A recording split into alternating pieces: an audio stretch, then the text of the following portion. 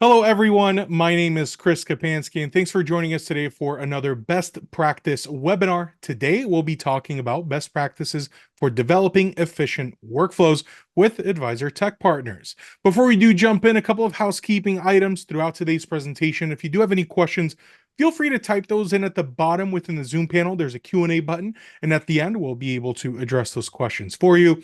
Also, keep in mind this presentation is being recorded, so you will have the opportunity to share the video with your colleagues or rewatch it yourself in the future. So the host for today will, of course, be myself representing Wealthbox. For anyone that does not know me, my name is Chris Kopanski, Senior Product Specialist here at Wealthbox. I've been here at Wealthbox for nearing on 9 years now, having now worked with thousands of firms, helping them get set up with Wealthbox. So, of course, when it comes to best practices and specifically when it comes to workflows, always excited to have this conversation. And for anyone not familiar with Wealthbox, Wealthbox is a modern, easy-to-use CRM for financial advisors. We offer complimentary migrations from any other CRM to help you get started. If you would like to check us out, you could head on over to wealthbox.com and click on book a demo to learn more. We are also joined by Matthew Awai, co-founder and COO over at Advisor Tech Partners. Matthew, can you introduce yourself and tell us a little bit about Advisor Tech Partners? Yeah, thank you, Chris. My name is Matthew, co-founder and COO over at Advisor Tech Partners. We help firms build out automations, processes, and workflows, and we know Wealthbox extremely well. So we're excited to talk about what we can do for you as a firm and also best practices on how to build out those workflows. Awesome. Thanks so much for joining me. And we're actually going to start today's conversation with just kind of teeing it up.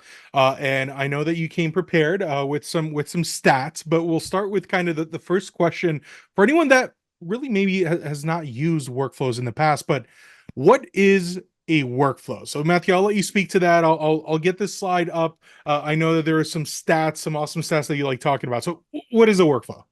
Yeah, so workflows for us when we are engaging with clients and talking about an advisory firm and how they should be utilizing them, really think about it from two different standpoints. So if you have your meetings and then you have your account servicing. So let's talk about, let's say, an intro call. So if you have an intro call and you really just need a pre and a post checklist, that's how we see a lot of advisors really utilize workflows best. And then moving on to the account servicing, like let's say you have a beneficiary update or you need to update an address, that's where we start to see a step by step play as to, let's say you're making a hamburger and you need to know the McDonald's way of making a hamburger. So you need to know exactly what needs to happen. So building out those step by step processes in a workflow helps you really utilize the processes that your firm has currently and should start utilizing. We've also seen firms really utilize workflows in a way so that inevitably something's going to happen at the firm where you're going to have to pick up a phone, take a call from a client, go to the next meeting. So you don't really want to lose the progress as to where you were at with finishing a task up. That is a great time to start really thinking about when I should start building out workflows. Sure. Yeah, that certainly makes sense. I think I would add on another example here. There's a lot of firms that I meet with that specifically mention, yeah, these are processes, but I've been doing this for so long. I know the process. I don't need a workflow to tell me what to do. And from that perspective, I always like to talk about just the scalability of that process, right? As you're working on that process for one client, maybe even five clients at once, with a workflow, everyone understands the process. Everyone knows kind of what's in the process, but now you can do a little bit of these five. You could service these 10 clients over here and bring on seven others all at the same time across the board because that workflow will keep track of where you are within that process. So even outside of that time saving aspect, but just from a growth perspective, that standardization of a workflow is very beneficial as well. So Matthew, now kind of expanding on that a little bit, why are workflows important to an advisor's practice, and what are some of the benefits of using workflows just in general from that kind of approach? And I'll Yeah, I actually mean, turn the slide off here. We'll just get into the conversation. Yeah, so I mean, workflows, I know a lot of advisors when they hear that or when they're first interacting with them in their CRM and Wealthbox, they are a little bit hesitant, right? They don't know how to build them. They're really still confused onto how we can start building them. But I really see an importance for advisors when they're starting to, like what you said previously, scale, right? When you're trying to scale your firm, when you are trying to really start making the decisions to hire that next CSA, that next associate advisor, and then eventually that next lead advisor, that's what's going to help you really brain dump that information without having to sit there with the new hire and say, hey, I'm going to spend half of my week now training you. When in reality, you should be utilizing those workflows instead to be that training guide and to be that step by step play on how to do the how to's for your firm. Yeah, that definitely does make sense. And a very common question that I get asked is something that I actually wanted to run by you. Okay, workflows, I get it. They're beneficial. What would you say are the more common ones to start with? What are the most common types of workflows? Matthew, give me your top three or top five of the ones that you think are most utilized across the industry. Yeah. So across the industry and wealth management, I would say the intro call workflow, discovery meeting workflow, and then going on to your annual servicing review workflow. So like when you're having those meetings, those touch points, doing those portfolio reviews with your clients annually, that's a great workflow to have. Also, too, there's a newer one that we're seeing a lot of firms adopt as in check-in meetings or check-in calls. So firms that are looking to add some additional services and not just meeting with their clients once, they have that ability to meet with the client maybe on a biannual basis and really just gather any updated information about their family, about their investments. So a client doesn't feel like, oh, I talked to my advisor once a year. It's a more ongoing engagement.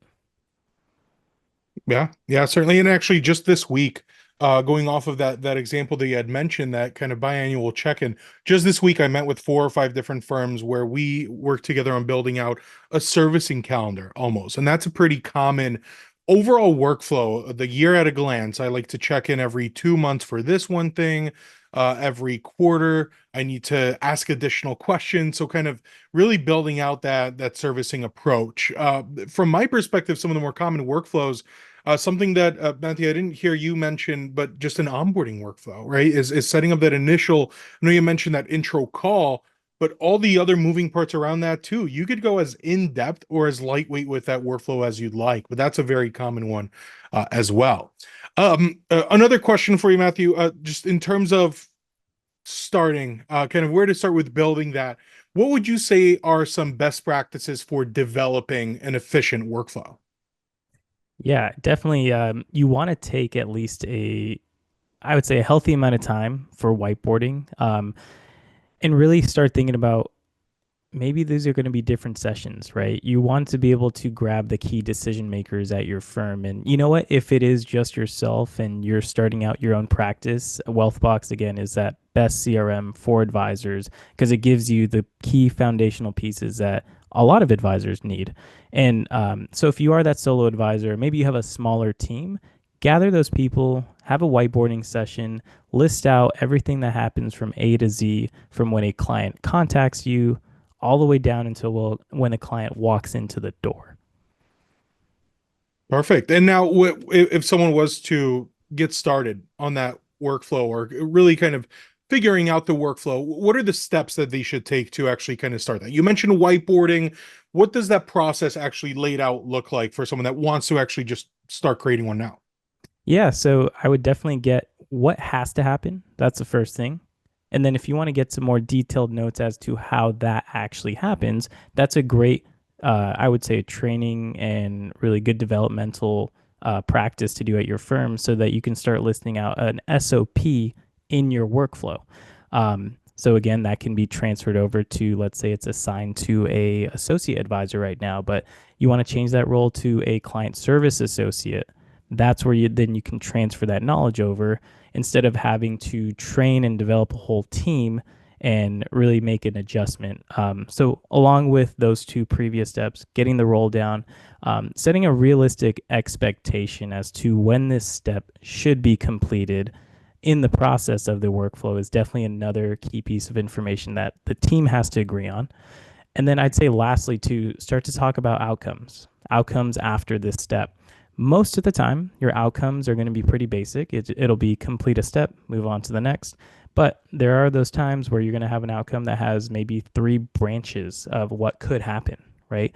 Coming out of a discovery meeting or maybe coming out of an intro call, you definitely need to make that decision as to, hey, is this prospect qualified? Do they want to work with them? Do I want to work with them? And then lastly, hey, maybe they just didn't show interest in what we were doing here. So that would be a great example of like starting to think through about what types of outcomes I should build out for this step in my workflow. Perfect. Thank you. And exactly as you had mentioned with those outcomes, kind of getting into a more advanced process for, and actually I see a question here to clarify for that standard operating procedure, right? That's the SOP. There was a clarifying question on what that stands for. As you get into those processes, you get a little bit more advanced. Conditional logic or outcomes is one of those examples. Milestones is another feature that's available in Wealthbox, allowing you to essentially base the due date of a static date that's coming up, like a meeting or an agreed upon date for a phone call. But then, if anyone has maybe seen the past couple of weeks, we've been announcing a lot of AI and automation capabilities, a lot of which exist within workflows. And that includes the ability to update or create a contact form within that workflow to access certain fields, or to call the client directly from within that workflow, or even email them with, as of this morning, a template living inside of that workflow. So, Matthew, from your perspective, I'd be curious to hear, how can advisors use some of these features in these workflows? Even just, I'd imagine in that intro call, right? Just being able to call directly from there. But how have you seen those being used in those workflows? Yeah, so actually, more recently with the send to actions, we've seen a lot of advisors start to implement the basic checks on information. So, like, let's say that you are opening up a new account, and most advisors and most operations teams will want to verify the information in their CRM first, and then they'll send the information over to their custodian to prep the paperwork.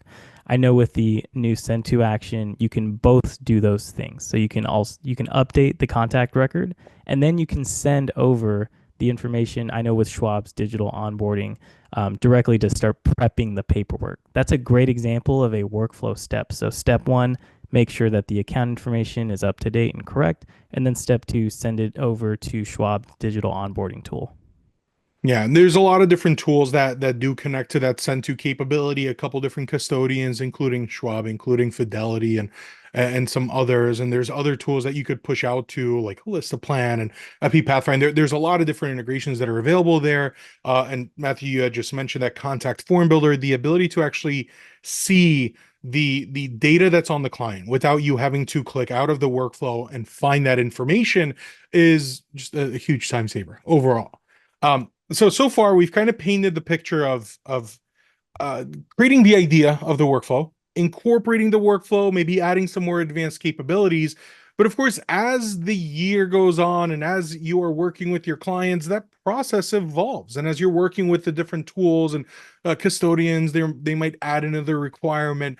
So, Matthew, from your perspective, what are some best practices for maintaining a workflow as that process evolves? As processes change, what should happen? Should someone maybe create a more generic workflow that encapsulates these? Should someone go in and rebuild it from scratch? What do you see as being the best approach? Yeah, so as your firm grows and as scalability becomes an issue, I mean, that's when you really need to start thinking about how can I get the whole team in on this to build out the processes, to update the processes and to maintain them. Because we see a lot of firms when we're engaging with them, they have these processes built out from, call it 2 years ago or maybe 3 years ago, from when they initially started. But a lot of things have changed since then. We've found a lot of advisors have success when they bring the whole team in, maybe during your weekly, quarterly, monthly meetings that you have with your team, and really set aside some time to talk about maybe a list of specified workflows that you want to check in on and update. We know a lot of firms that have a director of ops role or maybe someone at an operational high efficiency level really takes on that role for the firm. And they're kind of the funnel to really just get and gather all the feedback, all the information. But being proactive about it too, I think is important. So if you're thinking about, let's say, implementing a new sales pipeline into your firm, you want to make sure that your workflows reflect that those updates are actually going to, really track where these prospects are coming from this new pipeline. And, sometimes you need to update a workflow. Sometimes you need to create a new intro call workflow specifically for that sales pipeline. Yeah, and even enhancing the workflow with we had just talked about AI and automation features that were just rolled out and adding those additional features. There's always something that you can maybe add once you perfect that process, and you want to keep expanding on that. So Matthew, from the perspective of advisor tech partners, are there any other tips and tricks that you could share with us for developing these workflows? Yeah, if you don't mind, I can go ahead and share my screen here. Sure. And I'll give you all an example of really just a basic version of what an account servicing workflow looks like for us. And again, we had our two little buckets here of like meetings and then our actual account servicing workflows. So this is just an example here of an address, phone, or email change that needs to happen. So when this actually gets launched, and let's go ahead and do that as an example. I'll pull up an example client.